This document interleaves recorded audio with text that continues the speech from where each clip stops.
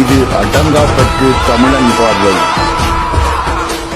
தாய் தமிழ் உறவுகளுக்கு வணக்கம்.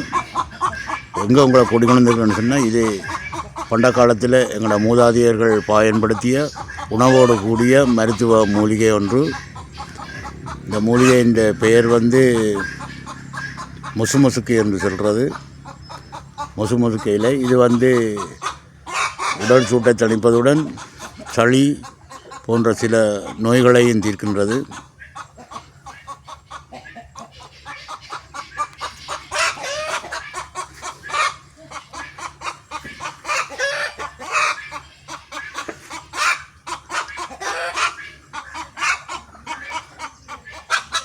இப்போ நாட்டில் இது அருகி போகின்றது.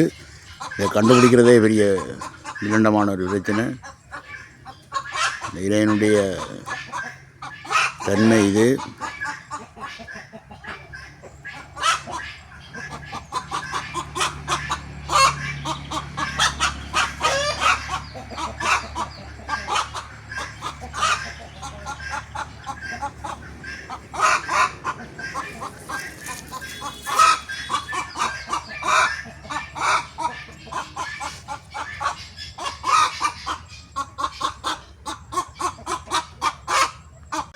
இந்த மூலிகையை எங்களுடைய மூதாதையர் அநேகமான ஆட்கள் நம்முடைய சளி இருமல் போன்றவற்றை நீக்குவதற்கு இதை வரையாக சுண்டி சாப்பிடுவார்களாம். இது இப்போ நாடுகளில் உங்களோட ஊர்களில் கிராமப்புறங்கள்லாம் அதிகமாக இருக்கிறது. ஆனால் இப்போ அநேகமான இடங்களில் இவை இல்லாமல் அழிந்து போய் கொண்டே இருக்கிறது. எதிர்பாராமல் ஒரு இடத்தில் கண்டபடியால் அதை உங்களுக்கு அறிமுகப்படுத்துகிறேன்.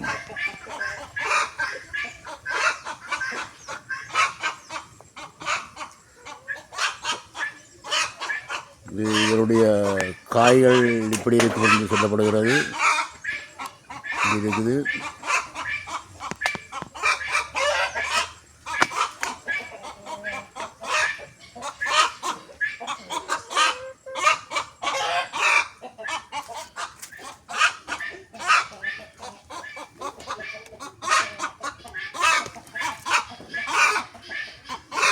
இது பசுனை விட்டு வரைக்கணும்னு சொல்கிறார்கள்.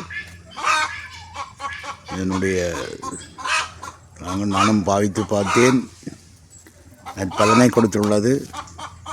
மூதாதையர்கள் செய்கின்ற ஒவ்வொரு விடயமும் ஒவ்வொரு உணவுகளுக்குள்ளும் ஒவ்வொரு மருத்துவ மொழி அடங்கியிருக்கிறது. இதை மூதாதையர்கள் பயன்படுத்திய எங்களுக்கு முன்னுள்ள சந்ததி கூட பயன்படுத்தியுள்ளது. ஆனால் இந்த சந்ததியினருக்கு இது சம்பந்தமாக விரிவாக தெரிவதற்கு வாய்ப்புள்ளை. ஏனென்று சொன்னால் இவை மெதுவாக நிறைய அழிந்து போய்விட்டது என்றே சொல்லலாம். இதனுடைய பெறுமதியை மதித்து இதை கட்டுப்படுத்தி வளர்ப்பதற்கு ஆட்கள் முன்வருவதில்லை. ஆனால் மிக முக்கியமான ஒரு மூலிகை வாகட மூலிகை வீதத்தில் இது ஒரு முக்கியமான மூலிகை செடியாகவே சொல்லப்படுகிறது. பண்டைய தமிழ் மருத்துவ வாகடத்தில் இந்த மூலிகை மிக முக்கியமான மருத்துவ இடத்தை பிடிக்கின்றது என்று பல வாகட மருத்துவ குறிப்புகளில் நானும் படித்திருக்கிறேன், அறிந்திருக்கிறேன். எனவே இதை எமது சந்ததியினர் அறிமுகம் செய்து இதை தக்க வைத்து அடுத்த சந்ததிக்கும் இந்த மூலிகையினுடைய பெறுமதியையும் இந்த மூலிகையினுடைய மருத்துவ குறிப்புகளையும் உணர்த்தி இதை தினமும் இல்லாததும் கிடைக்கின்ற நேரங்களெல்லாம் உணவாக உட்கொண்டால் பல நோய்களை தீர்க்கும் என்று எதிர்பார்க்கப்படுகிறது.